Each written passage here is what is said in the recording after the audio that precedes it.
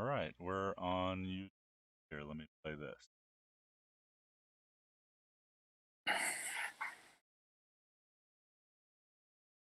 This is London. Oh, wait, no, it's not. Okay. So we are back once again from our little fall hiatus, our little fall stepping back from the podcast. I still have my project, but I'm in a dead week of the project that I've been doing. Ethan is back from Brooklyn, and Nick is what's Nick doing? What have you been doing in the last couple of days? I mean, Uh, not necessarily photography. I haven't really gone anywhere or done anything unusual for quite a long time. Okay, so Nick has been status quoing. So that will definitely work. Our big thing though, I think I we could tease it on. We could step lightly and say a bunch of things, but the big thing is Ethan is here to talk about his 20 by 24 camera that I keep trying to name the Elsa Dorfman 2024 or the ED 2024. I was It thinking appears Elsa to Dorfman not number 8, but I number 8. yeah, Why because why there were number 8? 7 originals built. But Oh, yeah, I mean, okay. like, Oh, gotcha. whatever. I just call it like my 20 by 24 camera. Yeah, okay. Yeah, just my yeah. The there were so few of them. I mean, Clyde Butcher's got one. There's so few of them out there. It's kind of like Gutenberg Bibles. We know where all of them are. If you go Yeah. to that one website, all 20 by 24 cameras will be listed. So I Ethan, you went out in, was it October or was it still September when you went to It was mid-September when I left. we are now November 1st of 2021. And you are back and you're just now ready to tell us about your experience. And just to let everybody know who's listening, we talked with Ethan maybe twice when he was out there, but it was real brief. Once Ethan says once, and we've done a little bit of chatting, but we're as in the dark as everybody else, other than the Instagram stories that were coming out of Cameradactyl, at Cameradactyl and at Brooklyn Film Camera, and any number of very satisfied customers, it appeared. So what was the idea? Tell us what your I well actually, you know what? Screw that. Ever since I have known you, you have talked about a 20 by 24 camera. So let's go back to that and then let's go to Brooklyn and talk about it that way. But let's go back to the genesis of the ED 2024. Okay. So I think, I've told this story a couple of times, but I was real into the Elsa Dorfman portrait of Philip Greenspun, who used to run photo.net. I did not know him, but it's like an avatar you would see moderating, kind of the only place on the internet back in the late 90s that people, you know, congregated, or at least my place. Anyway, we usually build cameras because we want to do a thing with those cameras, want them to do a certain thing. This was just like, wow, that's cool. I wonder what that's like. And so I guess I didn't necessarily always want to build a 20 by 24 camera because there was something in particular I wanted to do with it.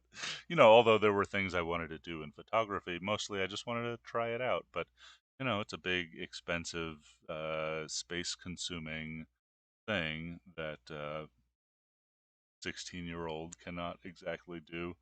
I can barely do these days. But yeah, so I've always kind of thought about that. And then um, always, yeah.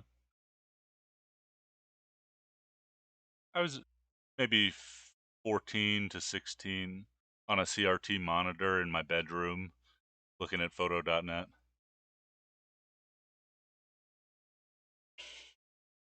1999 maybe 2000.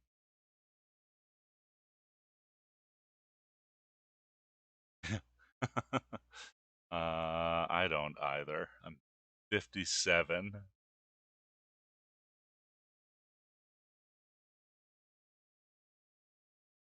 Would be cool. I would say most of everybody's lives, if they thought about it, they would think like a 20 by 24 camera would be cool.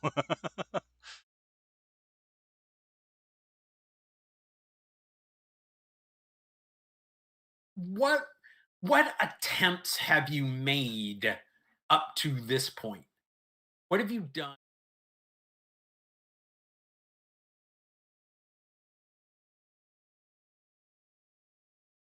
Oh, hang on, we're having a audio capture problem. Give me a test, Graham. Test one, two, Okay, test, test, audio's good. test. Okay. Apologies. Could you repeat the Yeah. question? So what are your previous attempts to realize your childhood dream? Well, I mean, Of I don't want to say like, and I saw it when I was 16 years old, and I've been working every day since Yeah. then, and now I'm an old man and finally have built but like Yeah. I was aware of it, right? And I was aware of the 20 Okay. by 24 Polaroid, and I thought it would be really cool. Um, I got into shooting paper negatives a while back, and my friend Ryan Muir at Ryan Muir on Instagram, and when we were in college, I built a 8x10 camera, and I think we've talked about it. Maybe you looked at some Yeah. pieces that I still have on this show out of like pleather and pizza boxes and stuff I found at Lowe's that I could cut with a handsaw or a circular saw.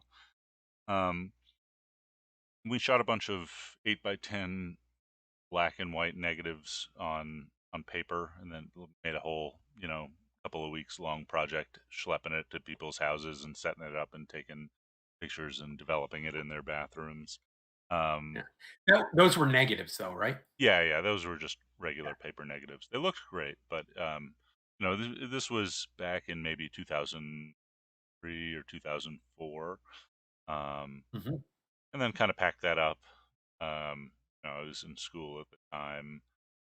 We did another one of those projects in, I think, 2012, but I had a Deerdorf at the time, so it was a lot nicer, and I had some nice Was it lenses.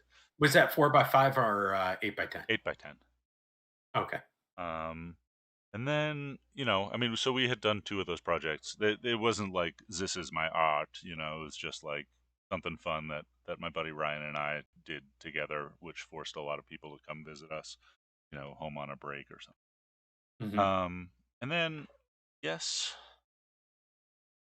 how do we get into this? I mean, you guys probably have as much to do with it at this point. Um, I guess since I started using a laser cutter at QLab, I became aware that one could actually build a giant camera, with relative ease, or not like years of craftsmanship. And so, Or weeks and weeks and weeks of printing oh God, no, on a it would 3D be printer. years, even with my 20 printer Yeah. farm, right? Yeah. But I mean, there's ways you could do it with off the shelf parts, but without getting into that too much now. Yeah. Um, yes, I guess sort of. I started thinking about and actually made a quick prototype of an 8x10 really early in my camera making career, which just sits in a bucket in pieces over there right now. But Uh-huh. See, that was what I was gonna ask. What are the actual physical, prototypes that you went yeah. through to get to this? Well, so there's actually like a couple of different prototypes involved, right? So at some point, in comes my interest and Joe Van Cleve's interest in this black and white and then color reversal direct positive process, which then goes into like all of the Afghan box camera and self-developing back, sort of that type of work. And that line of prototypes, I have a tub up there of like, I don't know, 15 prototype 4x5 backs made in different ways that I should really throw out, but there's a lot of learnings in that box.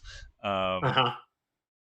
so that there's a couple of different avenues of prototyping. I guess you could think about it like I made this laser cut 8x10 that had a rack and pinion focus in the front, and it folded up, and it was pretty nice, but needed a lot of changes. And I at the time like was using the small laser cutter at QLab, and it went down for a month waiting for a part. And And so this is a like I year ago? well, A this year ago or is so? 3 years ago. This was like Okay. probably maybe even before I was on this podcast. Okay. Yeah, just right when I started using the laser cutter, I saw the potential of it and started making some stuff on it. But I never released that or even finished it. It was never ready for release. Maybe it's something I'd pick up again, but I've learned a lot, so I would do it a little bit differently, or a lot differently maybe now. Anyway, so there was that prototype, and then in a way, my first camera that I did the Kickstarter on, the folding field camera, was Hmm. an exercise in building a folding bellows field camera of sorts. And then this camera is one of the only ones I think that I don't have 7 prototypes in a box somewhere, start to finish, because it's just so huge every time I had to tear it apart and make a new piece. So I could never like compare it to the last version other than with using Oh, my memory or photos. so you didn't start all over again. You just removed what didn't work and then Yeah. started back. Yeah, there have been Okay. So, about like 7 different cameras that you could build in trash that's too big to go in my trash can piled in my backyard right now. Probably I, 7 backs and 6 fronts, something like that. so I think you should actually just uh, rename it Elsa 9 to count all those early attempts. And the real reason you should call it Elsa 9 is because of what it means if you say it in a German accent. As in, do not do this. Elsa, Elsa, nine. um, yeah, okay. Let's see. So okay, so you've achieved the camera. Let's talk about the camera, and because I've realized that we're just assuming a base knowledge of our audience. Tell us what your camera is and what it does Yeah, and so I what makes guess it different. sorry, I get into this thing where I think I'm just talking to you. But Yeah.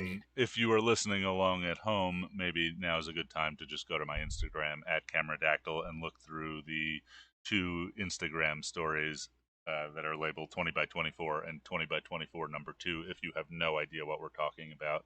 And you'll have some idea of what we're talking about from there. Yeah. Okay, so let me for those people who are driving and are not able to go to his Instagram story. It is a camera that shoots a 20 by 24 piece of paper that it could be either color or black and white. You've been doing a lot of color.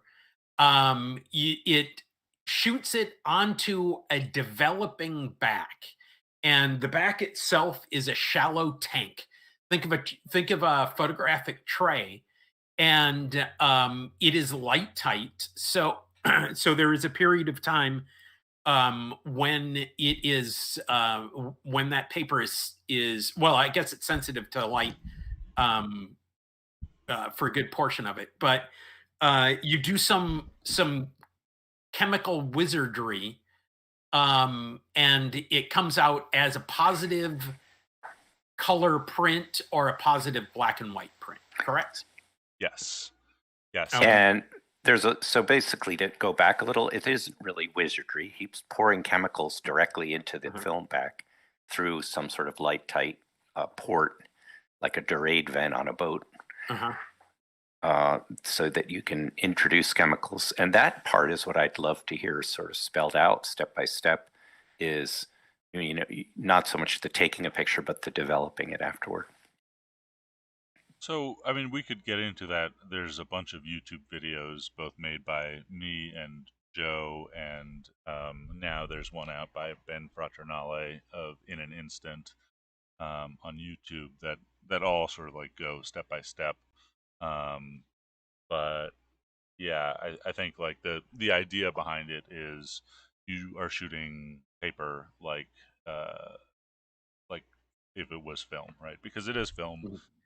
It is a negative sensitive emulsion, both in color and tone, and you shoot that like a regular piece of film. And when you develop it, all you do is develop a black and white negative first with black and white developer that has no dyes that can be absorbed by the dye couplers in the photosensitive layers that become excited by light when you take a picture, right? And so then once you've done that and stopped it, you can open and expose the image to light. And what that does is it creates a latent image. So what you've already developed in the negative stage is no longer light sensitive. It's developed and stopped.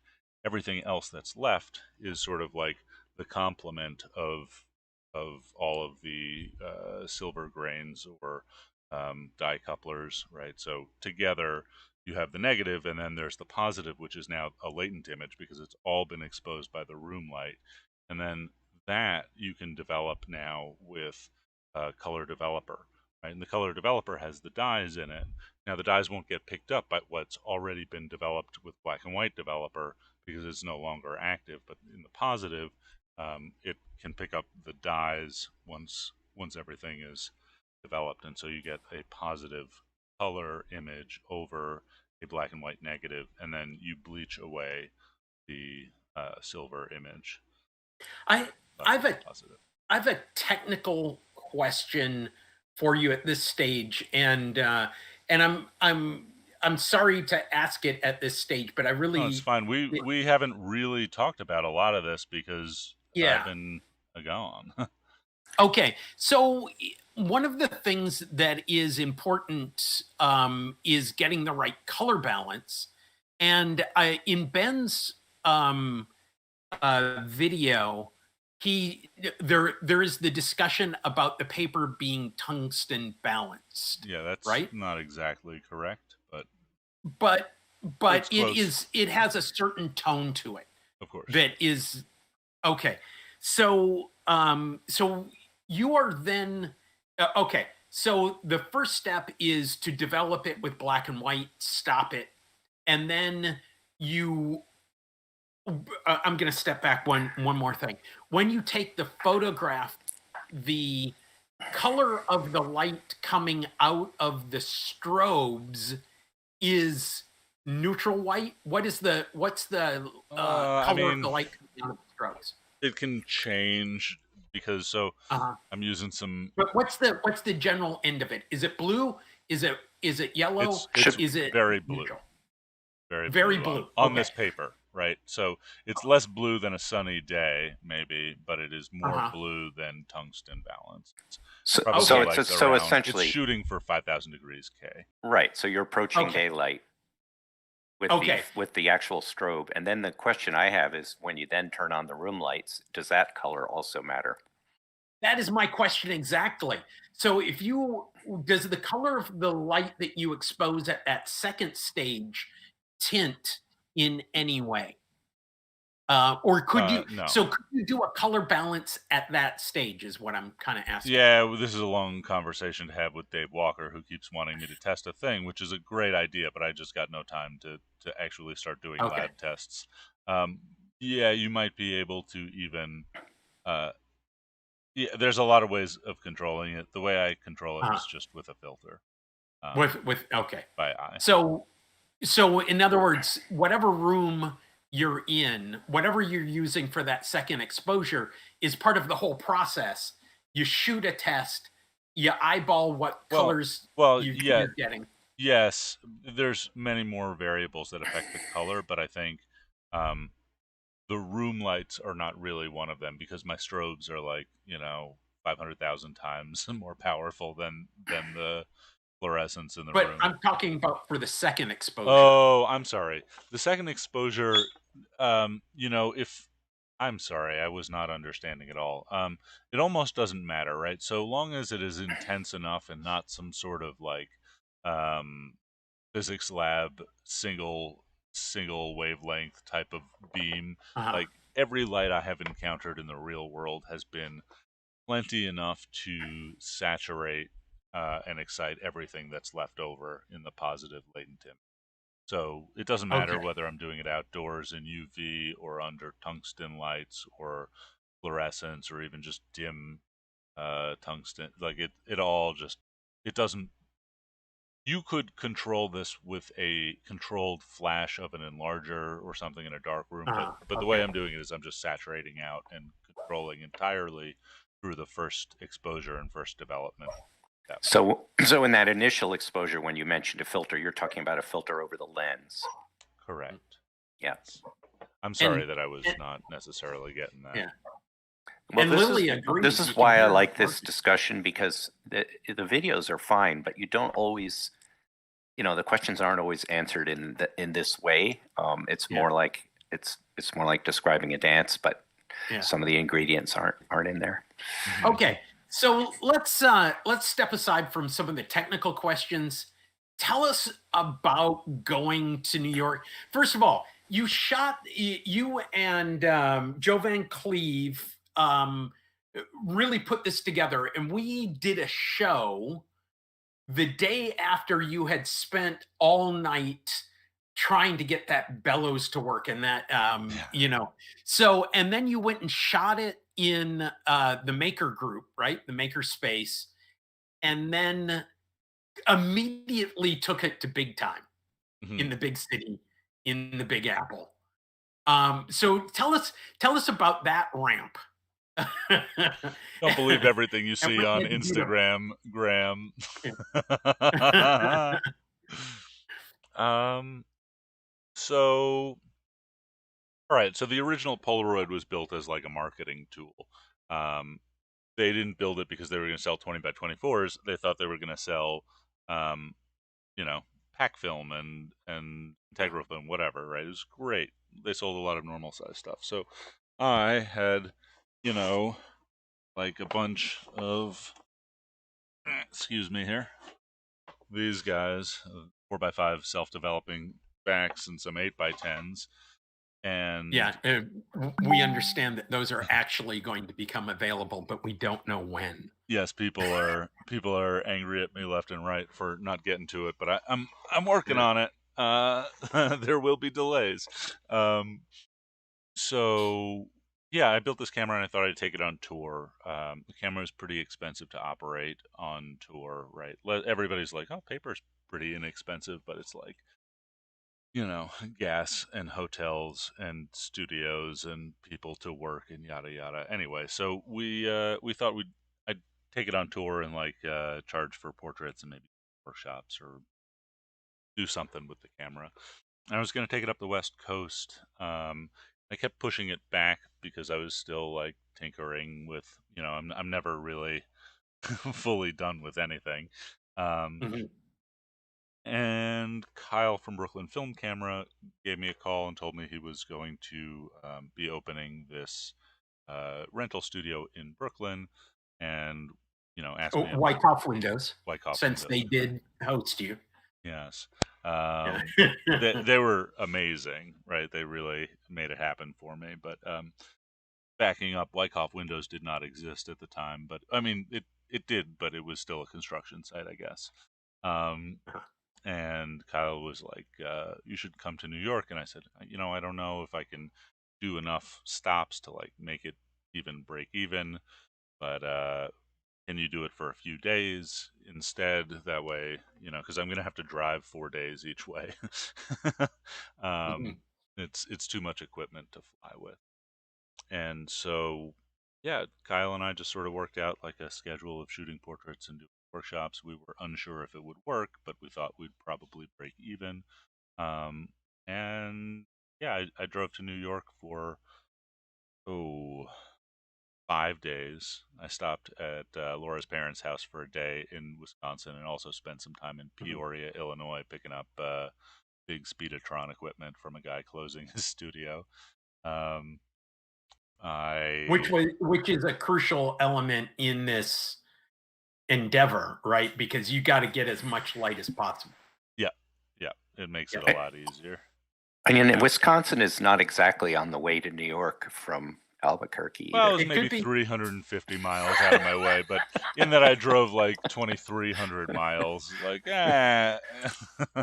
It depends on where in Wisconsin. There what's may another or few may not be a hours? lake in the way, you know. There was not a lake in the way. It's close to Chicago. Okay. But yeah, it was like a long, terrible drive. It was very hot through Texas and Oklahoma, and very rainy in Pennsylvania. But anyway, I got there, and it sort of coincided with this film photography gathering that Kyle at Brooklyn Film Camera and Birgit at Lomography USA put together in Prospect Park, kind of near where my stepmom lives. And so I went to that, and we were expecting, I'd do a demo for 40 people at most, and like 500 people showed up. It was really crazy. I met So you did a demo in the park? no, not of the 20 Yes. by 24, of the Okay. 4x5 Afghan box camera, and I just shot some Okay. like Ilford Harmon stuff. But it was, kind of Yeah. like end of COVID. This film thing is picking up. Like I was floored. Like I know the photo club, like the film photo club here in Albuquerque.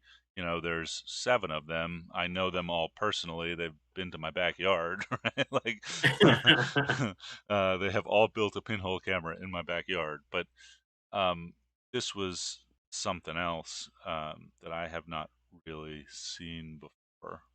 Just like a lot of young people really, getting into film. Uh-huh.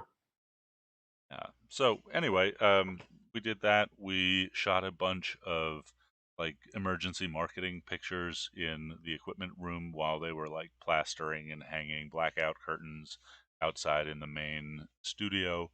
And Kyle made one Instagram post, and it kind of took off, and we pretty much sold everything out quickly, which meant a month of trying to shoot back to back to back to back portraits all day. Okay, Which, so I I have questions about that yeah, whole thing. What's your turnaround? How many backs did you have? Just the one, right? 4. 4 I backs. spent a Okay. week before I left building backs, and I left maybe 3 inches of laser cutter debris all over my floor in the shop. I was so like down to the wire making Uh-huh. them. So you can have 4 loaded, and does there like a drying time after you've finished developing? Let's go through a cycle, and because I want to know about how the timing. So go through a shooting cycle. Okay. Well, I don't only ever shot with 3 backs at a time. I kept one in reserve for disasters. Uh-huh. And I guess one back actually did get cracked in half in a small disaster, but I glued it back together and put it back into the cycle at some point. So basically, you load some backs in the dark. I had brought a 3-man tent and a bunch of blackout fabric that I was going to roll it in if need be, and it would have been very miserable. This was still hot, Uh-huh. September in New York. And so I actually got a loading room where I could black out the windows and a table, which was nice. So I'd load up some trays. I'd bring them out to the camera, talk to whoever was having a picture taken, set them up, explain to them that I would have to, get them into position and hold position for a couple of minutes while I ready the camera to take a picture. Because short depth of field, if they move, they're going to be out of focus. Yeah, a lot of people sort of understood it as a 2-minute exposure. In reality, I think in about 20 or 30 seconds, I can ready the camera and take a picture. But I want people mentally to think like I'm going to have to stay real still for a long time and Uh-huh. not mess around, because it's just like, it's a 20-minute cycle at least for me to take a picture. So Okay. I just don't have time for shenanigans. Yeah. It's like pulling a tooth when you say, I'm going to pull on 3, and then you pull on 1, Yeah, yeah. Some people Nick, actually. Nick, DDS. Well, blacksmiths traditionally used to do all the dental Oh, work. that's They had the right. tools. Oh, Yeah. geez. Uh-huh. Yeah. Um, Okay. So okay. So after you pulled the teeth, no, you're okay. So you set up, you talk to the person, you set them up. right, and then I frame it. I move the lights if I have to, although I don't really have too much time to move lights if I'm rolling back-to-back portraits. Uh-huh. And then I will, once I feel like everything's set, I will take off and I work with a table with everything that I need right next to me in the back of the camera Hmm. on one side. And so I'd take off the focusing screen, I'd mount the film back, I'd go up to the front of the camera and close the lens cap, turn off the modeling lights, go to the back of the camera, pull the dark slide out, come up to the front of the camera, pull the lens cap off, hold up my filter set, get down on the ground where I could pop one strobe, look at my subject, and when I was ready, I would pop the strobe with my eyes like wide open. Then I would close my eyes immediately to see like the latent image to see if they blinked or not, and then Oh, put the filters down, put the lens cap back on, go to the back of the camera, put the slide in. This is pretty familiar territory for most people who've shot large uh-huh. format, particularly Well, field or view cameras. and especially that sounds very similar if you're shooting wet plate, or Yeah, even dry plate, I guess, my best because you're assistants were the wet plate guys while I was there. okay. Okay. They're very process oriented, but you know, it's not that different from using any sort of field or view camera, but there's a lot more walking, right? I can't just like reach everything. I like do the stuff in the back and then I like take a walk Yeah. up to the front of the camera. With two people, I think you could roll these a little bit quicker, but So at what point did you rue the day that you wanted it to be 20 by 24? Could have been 12 by 18, man. It could have been a 12 by 18 camera. I don't know. I'm still into it. I think we could go bigger, but that's Okay. another that's another project for another day. And I, Uh, I think you need to train a monkey as an assistant. Yeah. well, I think I could just ultimately. I don't want to do this if I can't just pay a fair wage to a talented young wet plate artist to shake my trays and maybe a greeter. Oh, I don't know. okay. So then you put the slide back in, um, and you put in the developer. How is it just a 2-minute development process like we would, Yeah, or a yeah, exactly. yeah, okay, just yeah. Or And then I don't remember. It's been a while since I've been in the dark room. A yeah, minute, whatever. yeah. I mean, it doesn't overdevelop, right? So Okay. at least minute and a half process. If you do it for 5, it's not going to change anything. Okay. Almost all of these steps are like controlled with the initial exposure, and so Okay.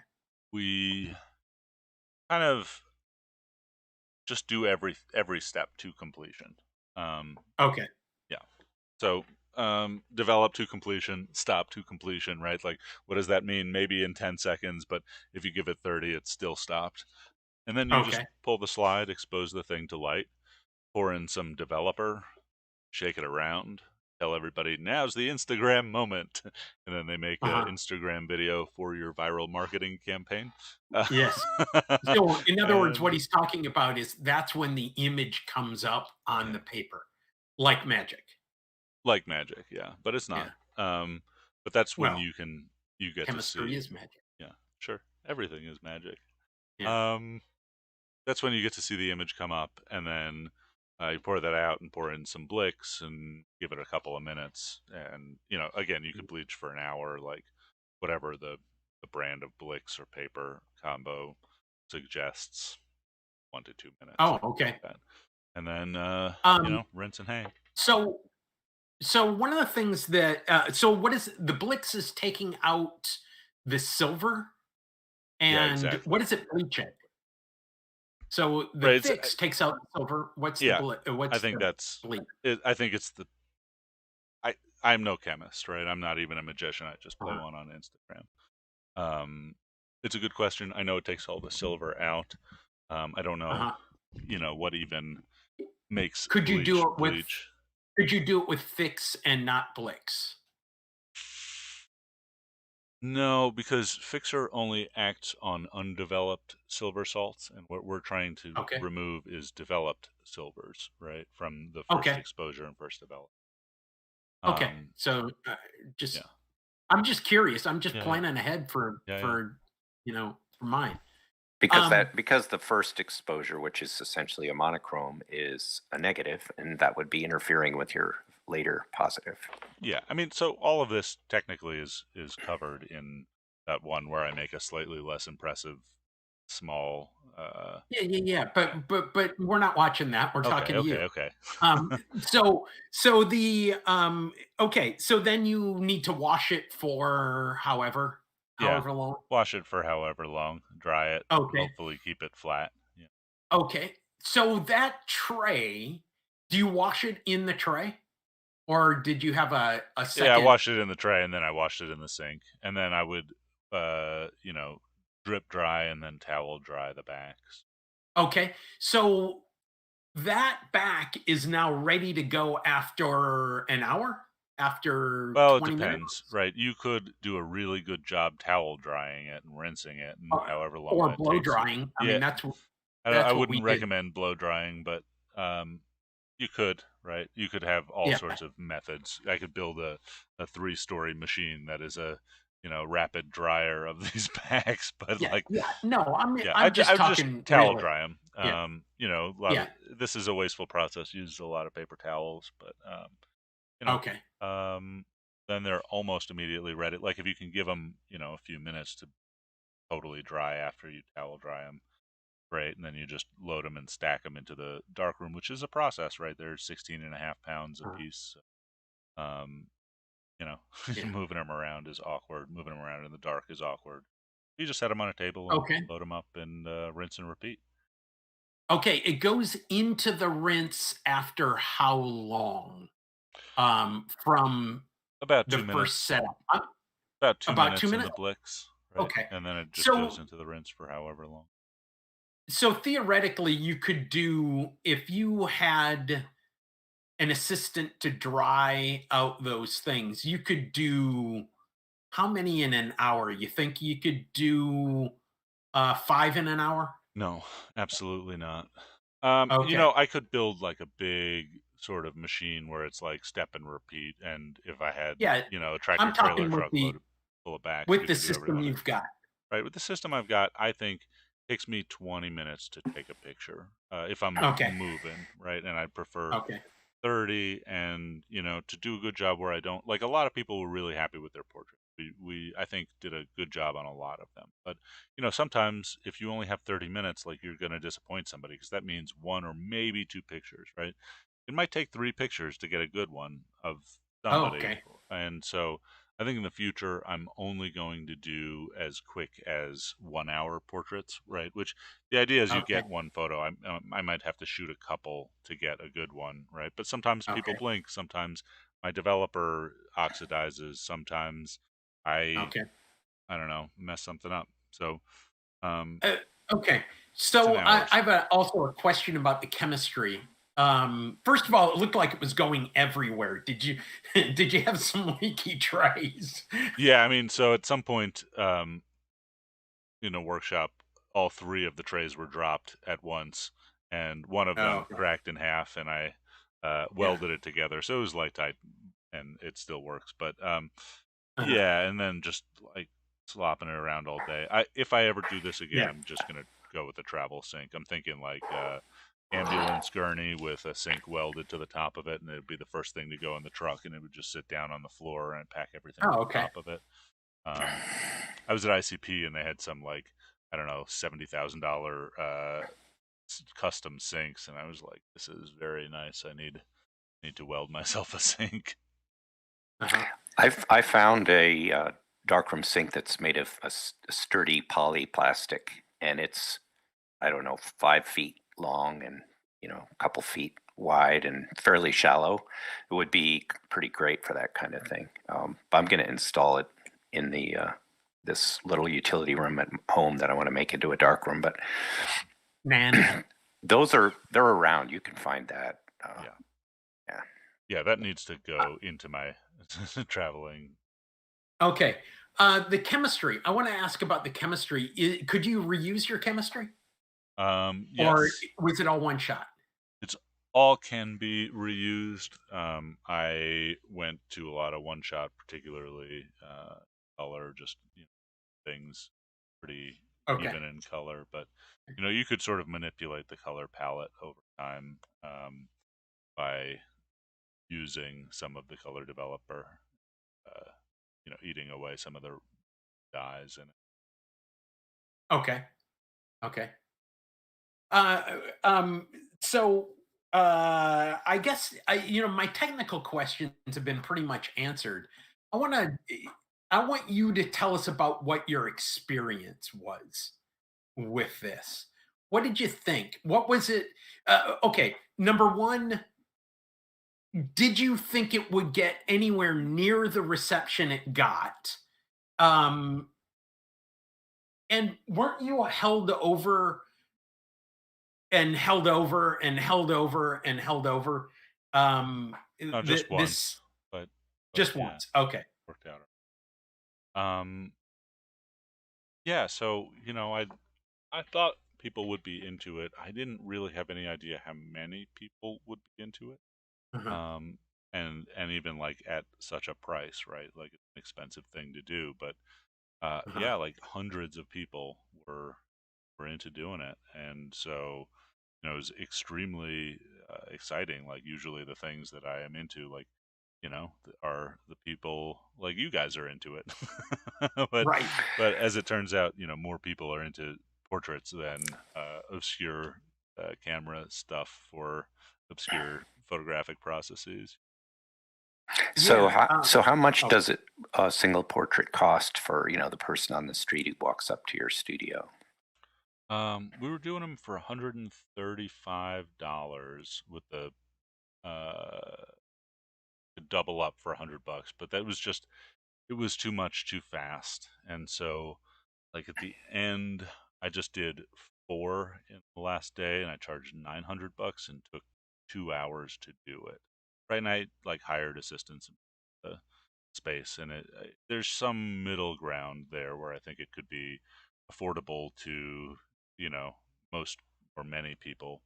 Um, and So let me. That was a little unclear. $135 per image is where you started, and yeah, then the $900 was for 4 images. Is that correct? no, it's really less like nobody. I was like selling a number of exposures, right? Because while the images are expensive to make, like physically, right, uh, they're nowhere near as expensive as just studio time and salaries and everything else that goes into like running an event. And so I would just like it's basically they got time in front of the right, and like whatever I could shoot in that time, I would. Um, but all of those, the idea was like one picture. Okay. So you basically were raising the price until they let you go home. Well, no. So what it was is like I did the first batch, and I was really glad we did them at $135 because hundreds of people were like, "Yep, let's do this." And so we saw a ton of people.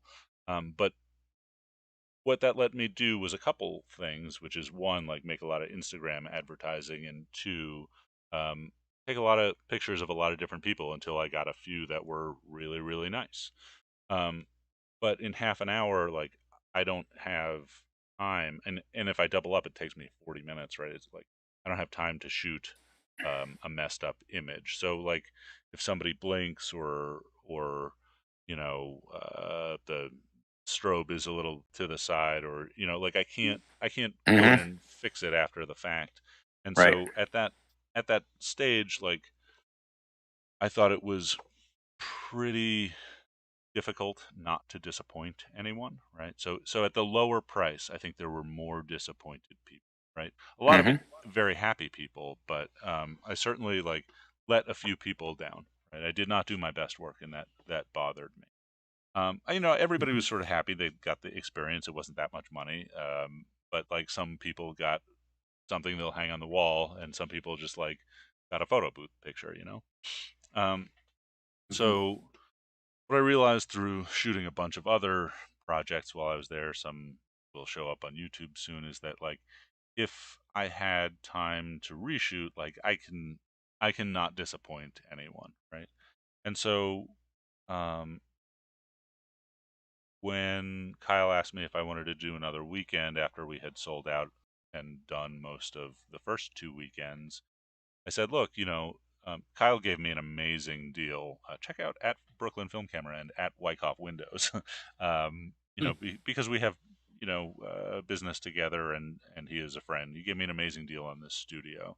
Um, and I had been using a lot of sort of volunteer help from the community. But I said, look, if I paid somebody to shake the trays all day, and I paid the full rate for the studio, and I paid Brooklyn Film Camera for sort of marketing and management and the cart, and I paid for the chemistry in the paper. If I did everything at full rate, like what would it cost in a day? And what do I have to charge per picture? And that number was, if I wanted 2 hours, $900 a picture. And so I said, like, look, the most interesting thing to me is finding out, like, is this a thing or is this not a thing for the future? So let's see, are people willing to pay what it actually costs if I wasn't getting this friend deal? And you know, we'll see. So yeah, we sold those out too in a few hours. I did learn like everybody who came in for a 2 hour session got at least two pictures that I think they will hang. And Hmm. so I think the middle ground is probably around a 1 hour session, right? Where I feel very comfortable that I could throw a few away and still shoot enough that I would get something that people would be really pleased with, and I wouldn't have to disappoint people. But also I wouldn't sort of get bored only shooting for people or groups in a day. Hmm. Um, and so I think, in the future, I will do some more hour-long sessions. Okay, so I've listened to this, and I think I need to set up my own traveling carnival. How much you sell me a camera for, man? How much you $175,000. will you take an installment plan? I could pay like 200 bucks a month. Okay. Okay. Yeah, um, so I'm interested in just a developing back for 8x10. No hurry. I've got plenty of projects, So but I that mean seems that like the those, right yeah, those size. you That get seems when like I the get right size. around to it and actually have a few to ship you. But Yeah, no problem. What I wanted to say was I think the 8x10 to me sounds like a really interesting size for that kind of thing. I mean, the 20x24 is spectacular and that's great, but I really like the idea of scaling it down a little bit. Uh, yeah, I suppose, yeah. I think the 8x10s will sell like hotcakes. Um, but it's just like my whole plan was like to come back and sell the 4x5s and the 8x10s, and I probably have 40 4x5s and 35 8x10s, like in different stages of finishing, But I think like if I'm ever going to get to use this camera, now is the time, and one can only run so many Kickstarters at a time, and so I think the next thing I'm going to do is like see if you know I can do this again in LA, and the holders are going to have to wait. People are going to be upset, but I think they will understand, and that I will do it after LA or after, you know, this thing is done. But Yeah, and I could finish building my 8x10 camera and just use a tray in a darkroom. I mean, it's not, right, right, and there are yeah. people If I people want to do it, doing that. it's doable. yeah. Um, Okay, so there. I want to. New York is a good test bed, but it is also, it's the biggest market. Um, Possibly. at least in our country. You know, it's you got you know, you have more I don't know. hipsters there than LA though, anywhere. the LA is probably another really big one. There's basically you Yeah, need a lot of people but who really like their own face. I mean, so yeah, but how many more weekends do you think that you have in New York before you're Yeah. exhausting Yeah, the that's a good market? question, right? And I was at that point unwilling to do a test for another weekend because if it sold out, then I would have to do it, and I needed to go home, right? I made a commitment to start today printing customer orders from the last month, right? There's been a banner on my site Yeah. that says, I'm not going to print your stuff. I'll do it first come, first serve starting in November. Um, Uh-huh. and there was also, I was physically exhausted. I was working Yeah. round the clock. So, I think I don't know how deep that waiting line is. I might have a Uh-huh. one person left line or 200 people. I don't know. At some point maybe I will Yeah. test it again, but I'm not about to drive another 4,800 miles in a month to go back my to New my York to guess find is out. my guess is that it would snowball. I don't Yeah. think you were about to run out. I think you were just starting an avalanche, and that was just the first little slough. Well, It's I appreciate your it's confidence, Nick. I no, but here's part of the deal is think about Ilford's ULF sales.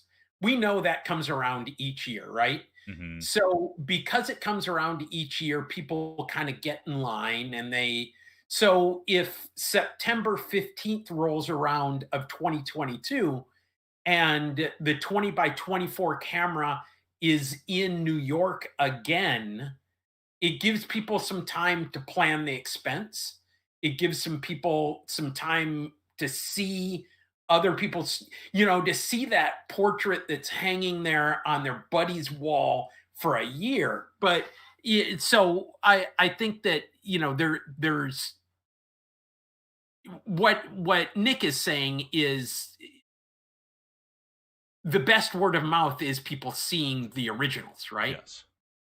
Yeah, Uh, I think. Oh, we got a comment. DJ Corny says sent those Instagram stories to a bunch of friends in New York, and there were a lot of people who wanted a book, but it was sold out. Yeah, thanks. yeah. I think it's something that if this goes very, very well for me, maybe I could do for a year. I Uh-huh. don't want to do it forever, but it's an interesting thing to do for a little while. Um, Traditionally, the camera burns wheelbarrows of cash, right? So basically, like it's movie budget, right? Because you're moving many people and renting space and moving a lot of expensive equipment and hotels and salaries, whatever, right? Um, and so traditionally, to be able to Parking use, in yeah, Manhattan. parking in Manhattan, of course, speeding tickets, right? All part. I can't write off a speeding ticket actually as an expense, but it's something that I know I have to It's pay still an myself expense. for sure. Uh-huh. Um, so I think traditionally I would have to have entree into like the commercial world or the art world to have a budget big enough to run a camera like this, right? Or Yeah. or be like the Polaroid Corporation, but I am not. I'm in electrical assembly squalor here in a garage. Um, It does Ethan, seem to me that don't model yourself after the Polaroid Corporation. They ran into some trouble. I Okay. Well, actually don't think that's you're thinking about yourself going on tour.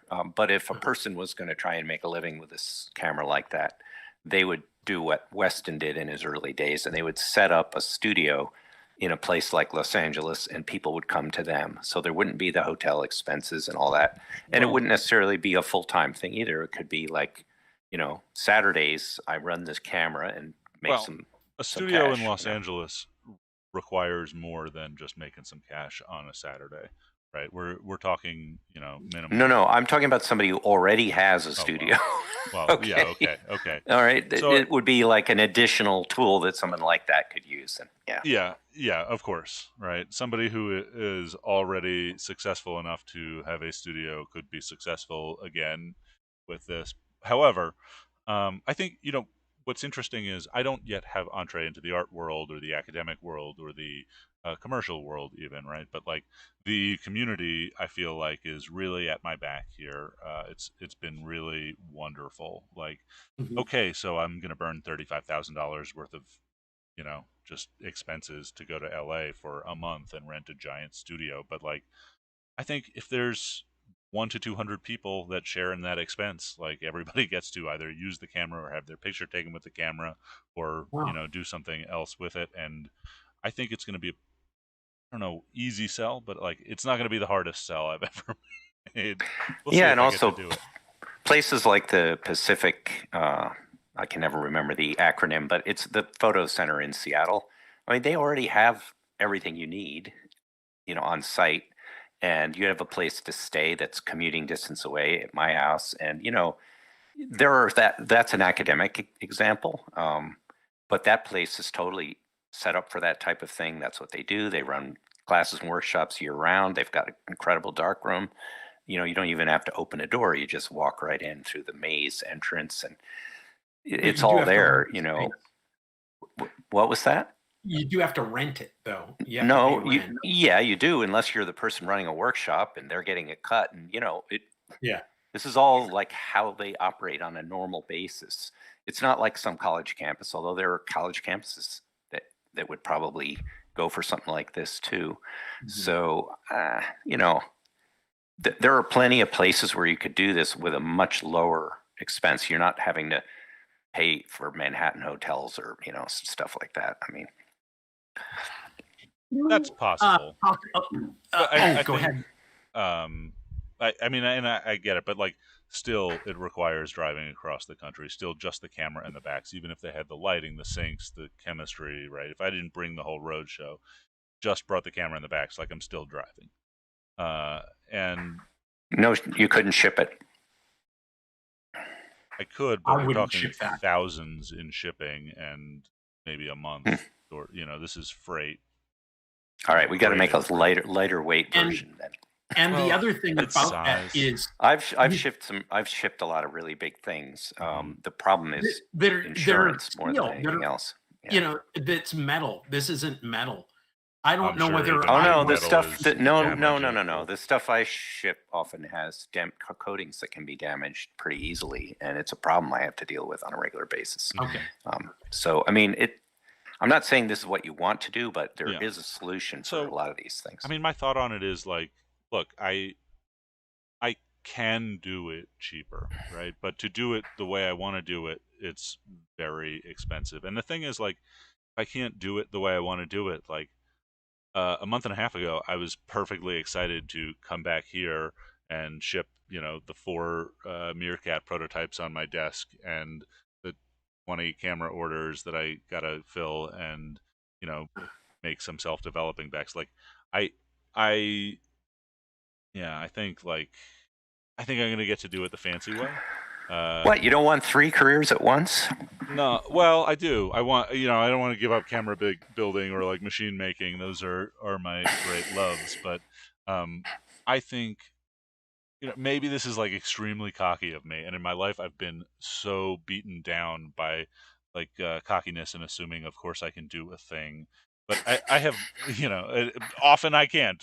Maybe the majority of the time I can't do that thing that I think I can do. But, I'm on a little bit of a roll. And, Mhm. um, if I run the thing through a Kickstarter, I have no risk, right? Either enough people will be into me going to LA the fancy way, or not. And so, worst case scenario, I lose a week. People laugh at me on the internet, and I go back to making camera parts. But No, that sounds like a good idea, and you could do that now and again. And all I was trying to say is that there are probably situations that would be much as your friends in Brooklyn mhm, would mhm. welcome you and would make things go easier. And That would be, yeah. yeah. I mean, I would love to do some things like that. Um, but we will see. So far, like those are also like by invite type of things, right? Not. I don't know if the art world would be like, yes, Ethan should be teaching workshops, but consumers. uh, Okay, so I want to step Well, back. Oh, there are okay. plenty of people in the art world that would want you to teach workshops. I'm Thank you, certain. Nate. Yeah, there are more art worlds outside of New York, and some of them are less of a. They put up less of a bristly barrier to entry or approach. That's kind of a New York thing. Yeah, I mean, also maybe it's an Ethan thing, right? Like, I was on a roll photographically when I was, 16, and then when I was 19, I tried to re-enter the field and realized, you know, nobody wanted to talk to me. So maybe that's like a personal thing I got to get Hey, over I and didn't start want to knocking talk to on you when doors. you were 19 either. It's true. It's called a Decision. shower. It's cheap. Ethan, I want to talk not about your experience shooting portraits. I want to talk about this camera shooting other things. And I know that your experience so far has been with portraits, but tell me what do you think of this camera as it's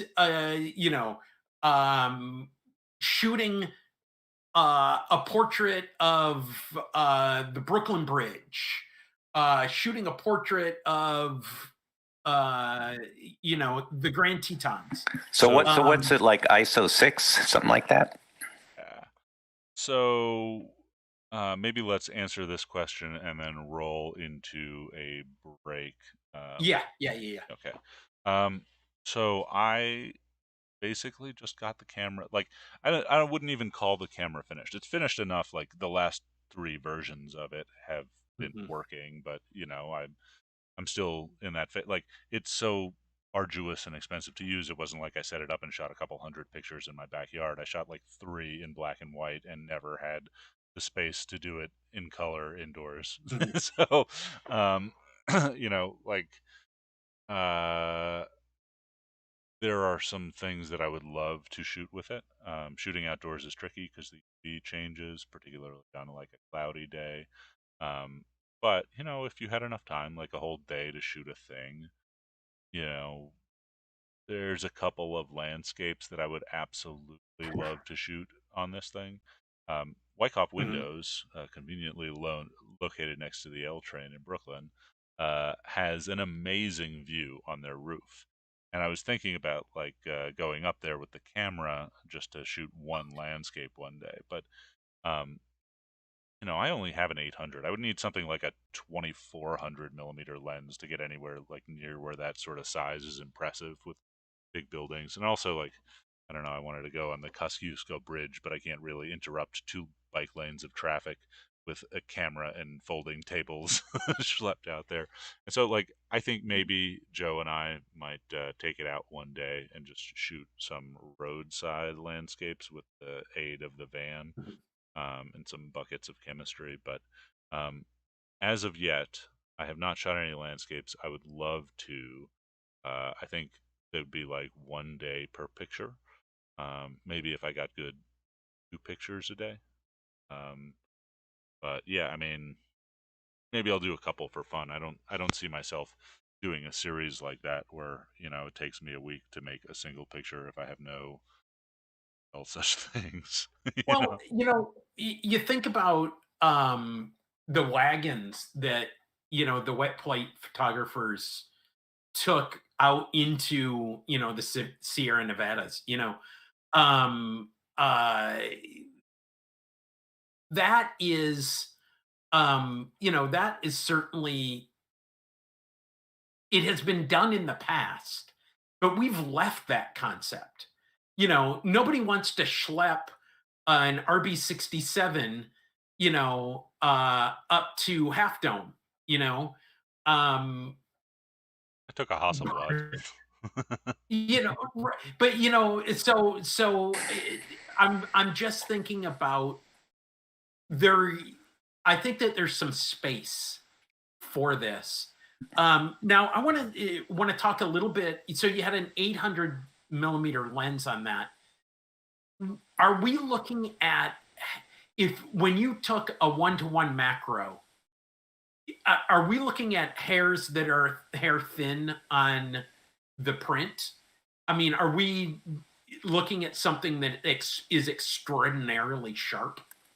Um, Um, for a or very could it small be? area, yeah, it can be. It Yeah, just has extremely shallow depth of field. So you could definitely yeah, like, when somebody's head's 1 to 1 or even, 1.5 to 1, like bigger than, uh-huh. like those bobblehead. Um, Yeah, yeah, yeah, yeah. you can see like where their eyelash comes out of their eyelid, like in if Okay, that's what's in focus. okay. But usually you don't like if it's like a portrait that's like a 3/4 or 2/3 sort of tilt. You're not going to get both Uh-huh. eyes like that, right? Okay, okay. I mean, maybe you So could with weird camera movements, but that's yeah, not the game I'm playing. if you're shooting outside at portrait distance, can you lengthen that depth of field on a bright, sunny, direct sun day? No, I Blue, would direct sunlight without strobes. I would be at very slow exposure, Right. So you very could oh, maybe get a are, more depth of field, but then you have motion blur because the person can't hold still. okay, okay. So let Yeah. me ask that question a little bit differently. Are you getting more light in via the strobes that you yes, had much than the brighter than sun the will give sun. you?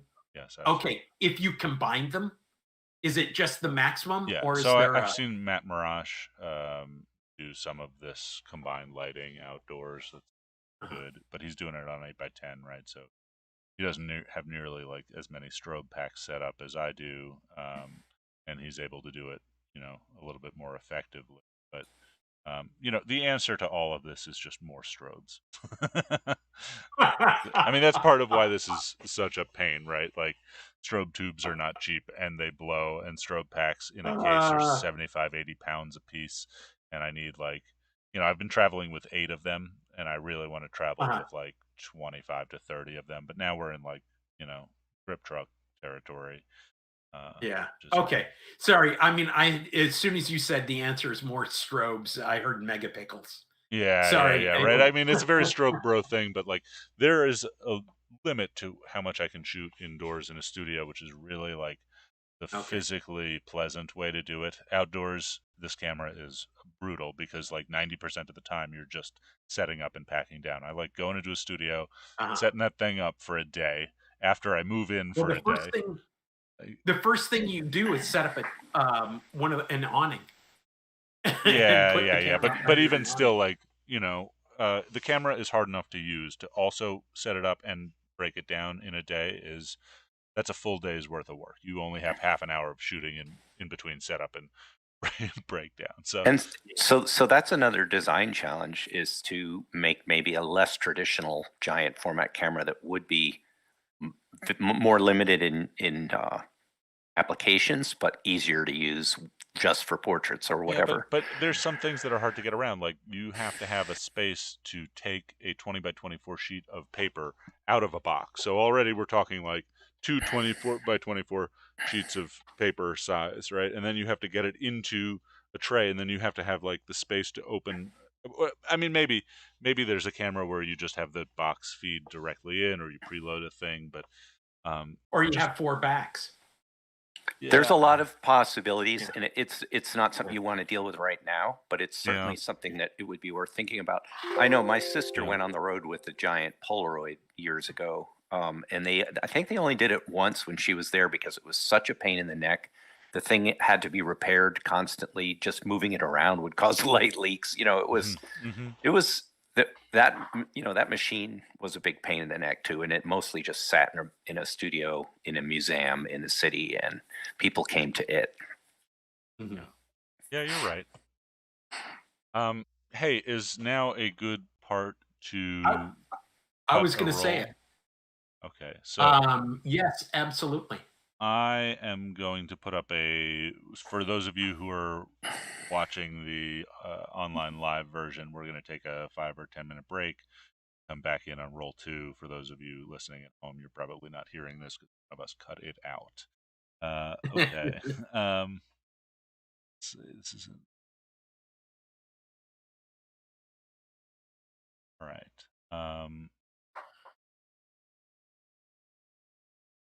I just blacked out my camera. That's Okay. what's And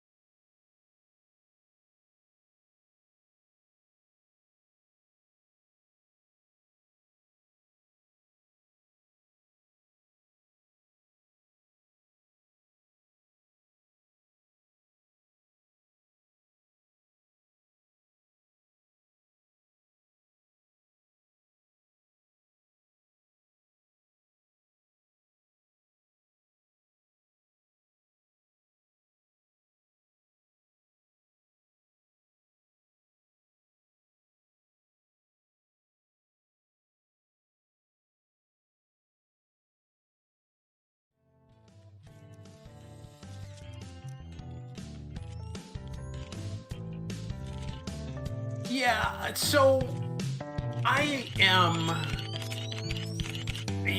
getting more and more. Part of this was prompted. We talked about it in the last episode. Ethan, did you even listen to our I episode? did. I did. Oh, okay. So one of the things I'm thinking it's time to start stockpiling. I don't know.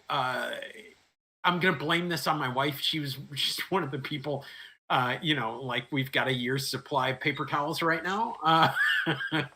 But I don't want to be a hoarder. But I would rather be a hoarder with the asset than somebody who wishes they were a hoarder without the asset. And paper towels and toilet paper are important, but I'm thinking about film. I was just showing Nick, and here I'm gonna switch my little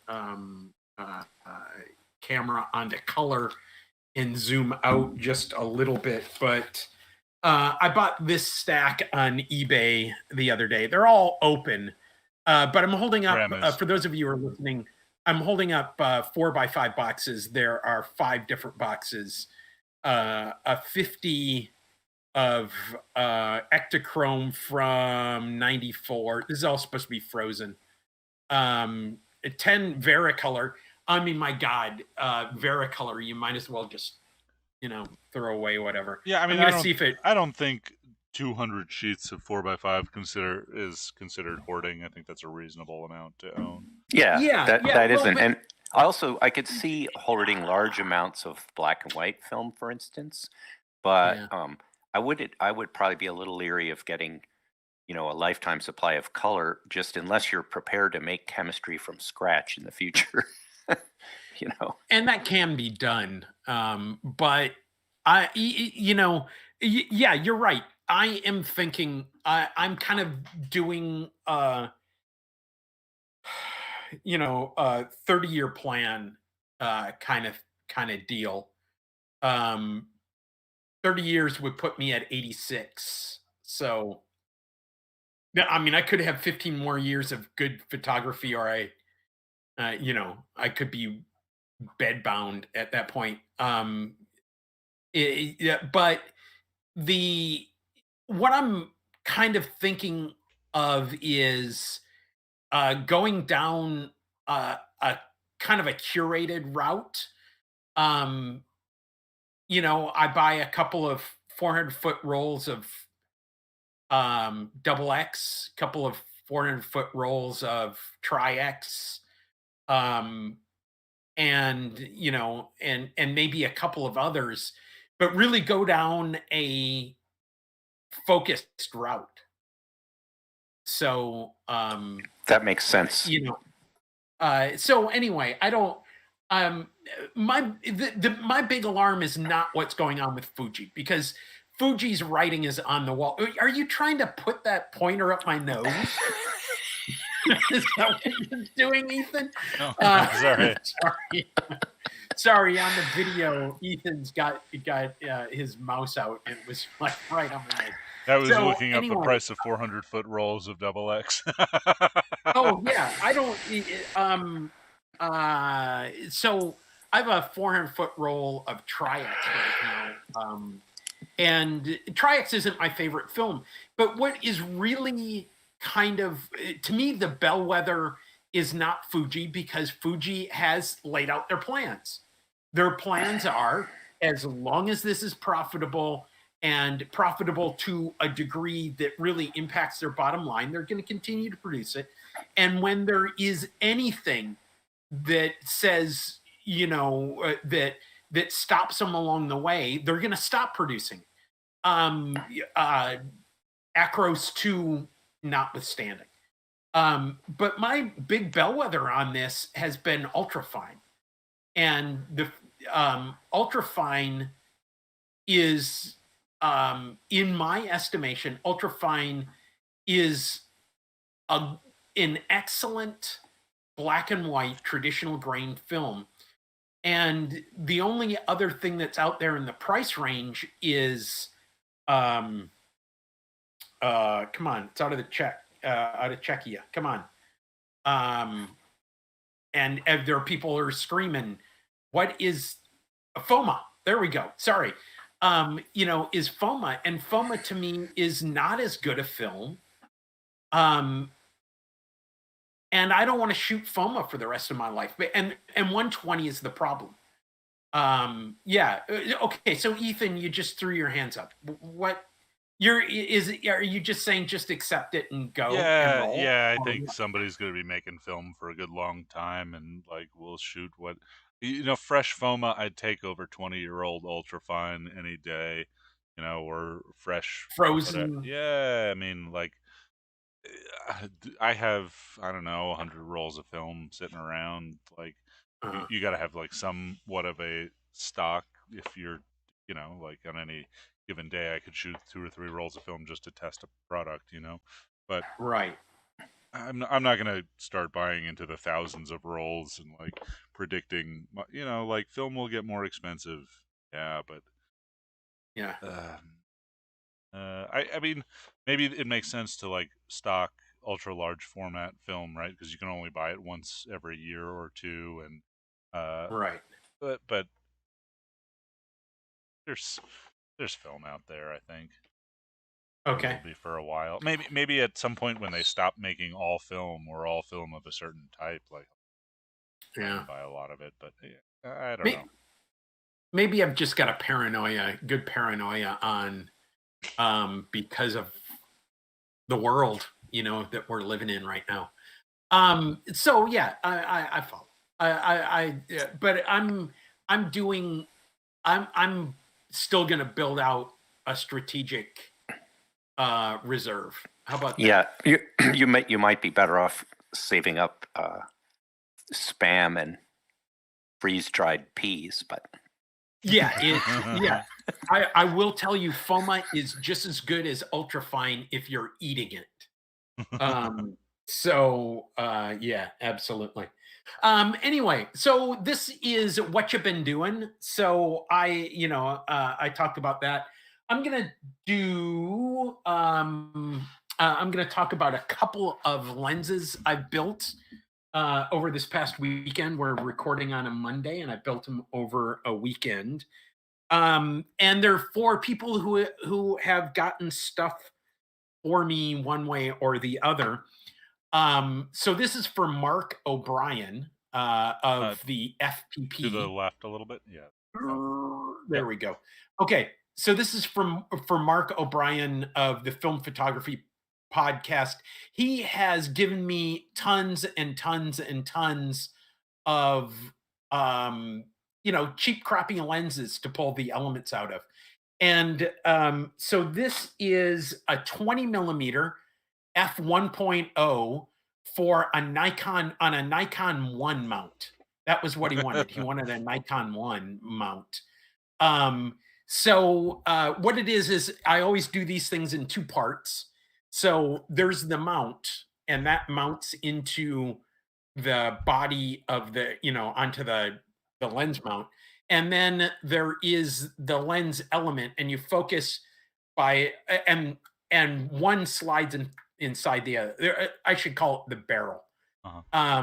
The barrel slides in and out, and it also tilts, Yeah. so you can get distorted. I use a felt on the inside of the mount. Yeah, you can see the felt right there, and that gives you a light tight seal, but it also allows for movement. Uh-huh. so Like a you have lens you boobay. you've got precision slop built into your Precision system. slop.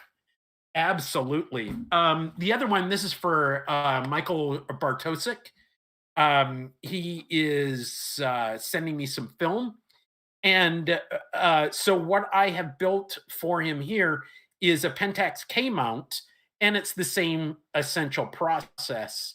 So you can tilt this thing. This particular lens is a single element, and it's part of a plastic zoom lens. So this is a single element lens. And so it gives it's completely uncorrected. So it gives a pretty good swirl at the edges. So it'll be in focus in the center and then swirly at the edges.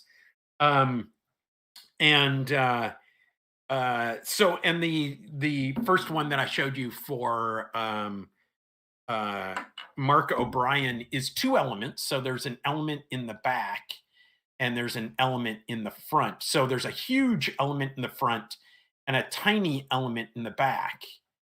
But it's about 20 millimeter focal distance, 20 millimeter focal length, and it is and the back element is 20 millimeters Hey, across. So can that I means ask we a have question? 1.0. How Yes. did you model the lens mounting flange for a Nikon 1? Do you have one? I bought this is what all 3 of these are, or excuse me, I've only showed you 2.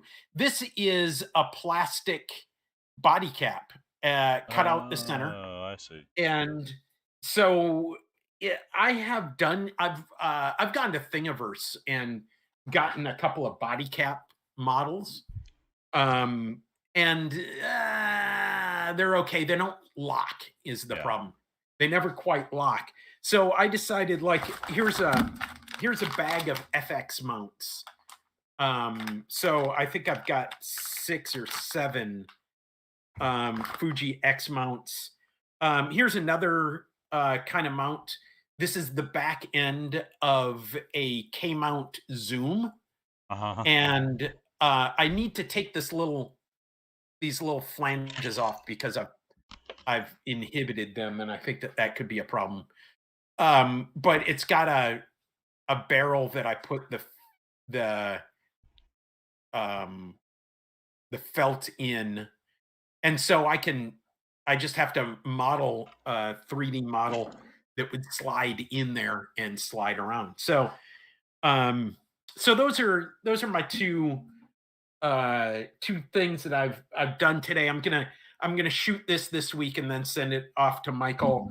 This is going to Mark probably Wednesday, and and I'm sending him off a check, and a camera's coming back, and so it's kind of fun. It's kind of fun sending these things out into the world, these lens punk lenses out into the world, for other people to kind of do what they will with them.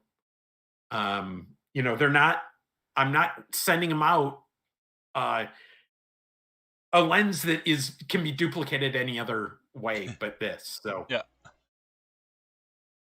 so anyway, that's kind of what I've been doing. I have not shot my dual Holga.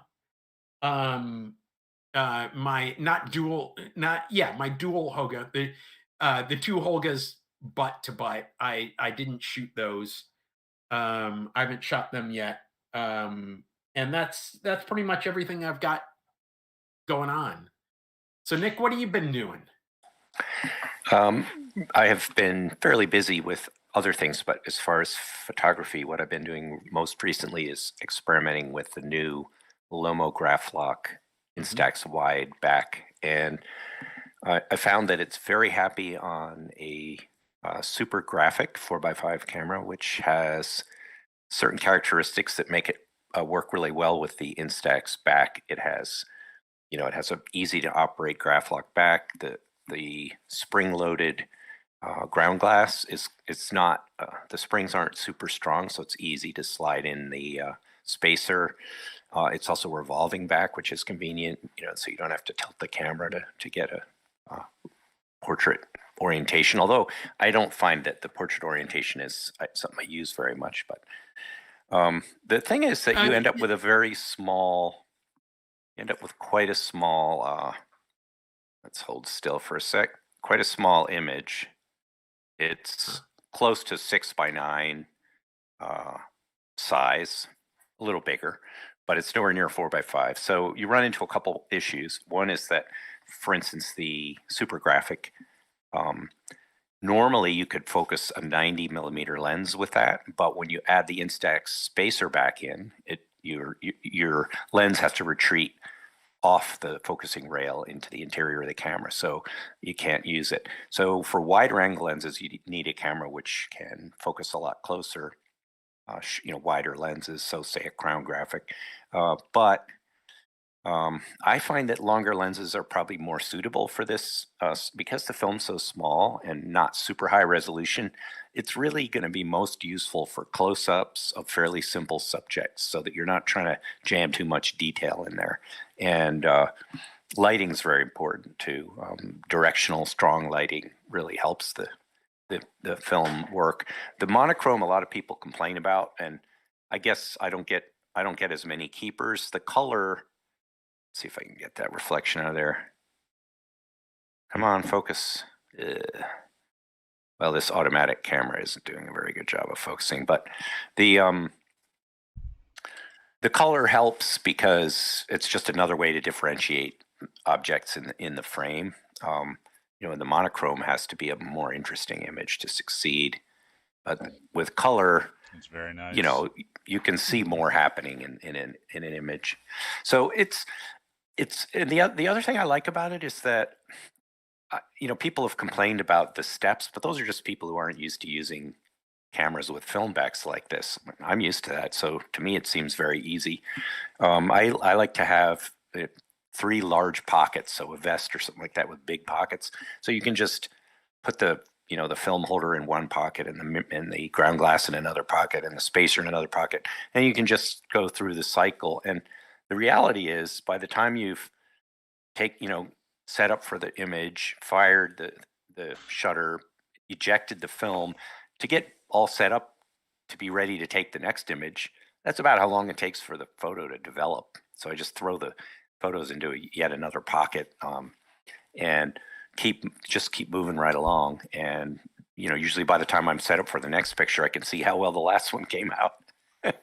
So as a way to kind of get familiar with a camera, it's kind of nice because you get these immediate results. It's ISO's 800, so it's pretty responsive. You can use fairly fast shutter speeds. You can stop down and get a decent depth of field. So it's fun. The question I have, though, is for all the time you're putting in, are these little tiny prints worthwhile? And I think, like any other Instax, I think the most fun would be to take it to a party and take people's pictures or something like that. It's a fun thing rather than what I would consider, a really fine print as a result. It is the party, Nick. It is the party. Yeah. So I think it's functional. Functionally, it's very good. The only design change I think you could do at home, it would be easier to use if you didn't have to use the spring back mirror. Spring-backed ground glass. So that is an unnecessary extra step. If you simply tape some ground glass onto the spacer, or buy the new Cameradactyl focusing screen that registers in the right spot. Okay, so here's the key thing. Does that Cameradactyl focusing screen mount directly to Graphlok, or does it have to slide into? Yes, it mounts directly to Graphlok. So that's what you want. We will see. That's what you want, because then you only have 2 things to switch back and forth between. It's one less step, one less thing to juggle, and probably a little more precise. So that would be a nice attachment. And of course, it has to also show the correct framing. So it's this slightly off kilter area that is where the film is lined up in a 4x5. So I've tried using it with movements. Works great. You've got plenty of, even with modest image circles, because it's a smaller frame, you've got plenty of movements. So you can, if you want to kind of get used to using a 4x5 camera, I think it's a great tool for that. I don't think it'll function like the old Polaroid as a way to test a shot, because I think there's just too big a difference between the way this film performs and the framing for it to be that useful. Even with a 6x9 roll film back, it's not going to line up the same. So I don't think anybody was really billing it as that. Were they? I don't know. Well, that used to be one of the major points of having the Polaroid back, was that you could sort of do a test shot before you expose an expensive piece of Velvia or whatever. Right. Things like getting flash set right. It's But that now kind we of thing. have digital for test shots, and Instax is as expensive as just shooting the Velvia. So yeah, exactly. It's not quite as expensive actually, but it's still, it's not cheap. It's like you're approaching $1 a shot as opposed to, whatever Velvia is now. I think it's more than that. So It's more mine's like supposed to come in the November batches that are being sent out. So Lomo, where's my back?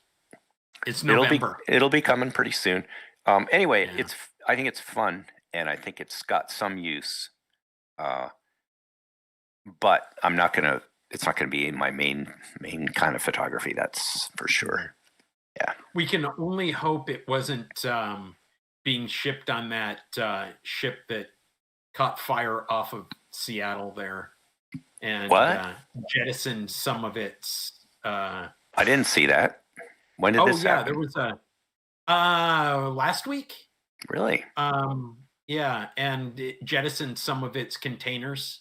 So we have a real big shipping backup right now, and so all around, like I'm on an island, and I can drive around and see giant container ships parked in various harbors around here, waiting their turn to unload. Is that the situation? Because they have to sit there with their engines running, parked outside someone's yard. We have deep water here, and there are these giant ships kind of rumbling along all the time. It's pretty annoying. So it's doing one of those types of things. So, Ethan, besides driving across country, what else have you been doing? Anything? What did you do in New York besides take pictures of people? I ate some pizza and bagels and lox and Szechuan food and Indian food and sushi, and it was great. And then other than that, I just worked and drove. I'm just sort of catching up. I'm making some scanners. My laser tube power supply blew the other day, so I'm waiting for Friday. I get a new giant power supply for that. I guess you put you in the big picture, by the way. Yeah, here we go. So I guess it's not anything with me, but like maybe I should bring this up. That something that I recently discovered that was amazing. You guys see Nicole Small's Halloween portrait series, self-portrait series? Absolutely. Yeah, it's been really wow. fun. That's taken up a lot of my mind for the last day. I was super into it. It's like everything that is up my alley, right? It's a lot of shooting on paper, some of which is even direct positive. It's homemade cameras. It's like a consistent set that like falls within everything else that, or a lot of the other things that Nicole does. But like this had like a very limited scope, and so it was like a very tight set of what she does, and yeah, they were pretty great. I've been thinking about And that a lot. it's really the season for spooky photography, so For sure. yeah. And yeah. Oh, I got the wrong one. Oh no. Her they were fabulous. They were absolutely fabulous. And there are I don't know 20 of them, 30 of them, something like that on your Instagram. Yeah. So there's we just will a have ton. that in the show notes. If you are not a follower of Nicole, certainly this will get you there. So Yeah, the other thing that I found like so impressive was just like how many there were, right? That were all like, readable and good. Like I know what it takes to make a picture like that, and it's not fast, right? Like that was days, if not weeks of work. I gotta watch the video about it, but yeah, it was real dedication in an amazing way. Oh, Nicole says thank you. Thank you, Nicole. So we will that will be in the show notes if you are if you do not have a direct link. Okay, shall we roll into shouts and outs? Ssure. Outs and shouts?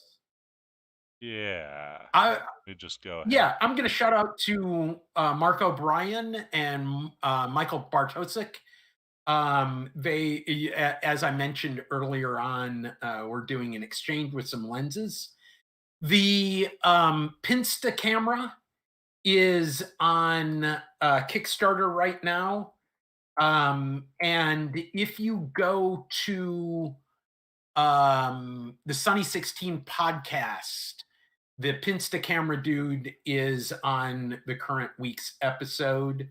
I didn't know about this, but he's part of the company that does the Harman Titan camera. So it's part of the same manufacturing process.